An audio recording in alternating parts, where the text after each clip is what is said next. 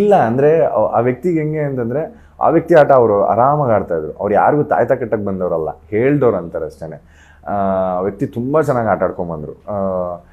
ಅವ್ರಿಗೆ ಯಾರು ಅಪೋಸಿಟ್ ಬಿದ್ದರು ಅವ್ರನ್ನ ಕ್ಲೀನಾಗಿ ಹ್ಯಾಂಡ್ಲು ಮಾಡಿಕೊಂಡು ಎಲ್ಲರ ಜೊತೆ ಕಾಮಿಡಿ ಮಾಡಿಕೊಂಡು. And is A character. ಆ ಥರ ಕ್ಯಾರೆಕ್ಟರ್ ನಿಮಗೆ ನಾವೇ ಆಗಿರೋಕ್ಕಾಗಲ್ಲ ಆ ಥರ ಹೈಪರ್ ಆಗಿ. And is good in that. ಅವ್ರಿಗೆ ಯಾರು ಅಪೋಸಿಟ್ ಆಗಿ ಬಂದರು ಅವ್ರನ್ನೆಲ್ಲ ಕ್ಲೀನಾಗೆ ಇದನ್ನು ಮಾಡಿದ್ರು, ಮಾತಾಡಿದ್ರು, ಅವ್ರು ಅಪೋಸಿಟ್ ನಿಂತ್ಕೊಂಡ್ರು, ಸ್ಟ್ಯಾಂಡ್ಸ್ಗಳನ್ನ ತೊಗೊಂಡ್ರು. ನನಗೆಲ್ಲೋ ಒಂದು ಕಡೆ ಈ ವ್ಯಕ್ತಿ ನೇರವಾಗಿದ್ದಾನೆ ಅನ್ಸಕ್ಕೆ ಸ್ಟಾರ್ಟ್ ಆಯಿತು. ಆ್ಯಂಡ್ ನನಗೂ ನನ್ನ ವ್ಯಕ್ತಿತ್ವ ಬಗ್ಗೆನೂ ತುಂಬ ಸತಿ ಹೇಳಿದ್ದಾರೆ, ನೀನು ಕಡಿಮೆ ಇದೆಯಾ ಅಂತ. ನಾನು ಅವ್ರ ಬಗ್ಗೆ ತುಂಬ ಸತಿ ಹೇಳಿರೋದಿದೆ. ಆ್ಯಂಡ್ ಈ ಮ್ಯೂಚುವಲ್ ಅಂಡರ್ಸ್ಟ್ಯಾಂಡಿಂಗ್ ಇದ್ದಿದ್ದರಿಂದ ಆ್ಯಂಡ್ ಅದೊಂದು ಬಾಯ್ಸ್ ಝೋನಿಗೆ ಬಂದ್ಬಿಟ್ವಿ ನಾವು. ಸೊ ಈ ಲಾಸ್ಟ್ ಬೆಂಚಸ್ ಅಂತ ಇರ್ತಲ್ಲ, ಆ ಝೋನಿಗೆ ಬಂದ್ಬಿಟ್ವಿ. ಲಾಸ್ಟ್ ಬೆಂಚಸ್ ಥರ ಬಂದ್ಬಿಟ್ವಿ. ಆ್ಯಂಡ್ ನನ್ನ ತಪ್ಪು ನೀನು ಹೇಳ್ತಿದ್ದೆ ಗುರು, ನಿನ್ನ ತಪ್ಪು ನಾನು ಹೇಳ್ತಾ ಇದ್ದೀವಿ. ಆ್ಯಂಡ್ ಇಡೀ ದಿನ ನನಗೊಬ್ಬ ಸಾಥ್ ಕೊಡೋನು ಹೋಗಬೇಕು. ಆ್ಯಂಡ್ ನಾನು ನಿನಗೆ ಕೊಡ್ತೀನಿ, ನೀನು ನನಗೆ ಕೊಡು.